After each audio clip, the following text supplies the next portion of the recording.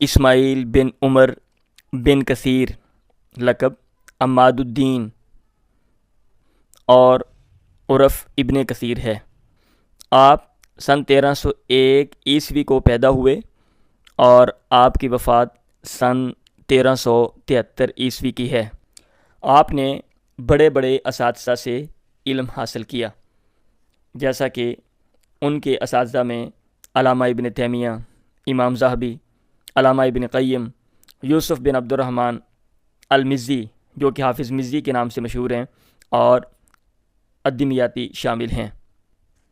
آپ نے محدث شام حافظ جمال الدین یوسف بن عبد الرحمن مزی الشافعی جو کہ تہذیب الکمال کے مصنف ہیں، ان سے سب سے زیادہ استفادہ کیا۔ اسی طرح شیخ الاسلام امام ابن تیمیہ سے بھی آپ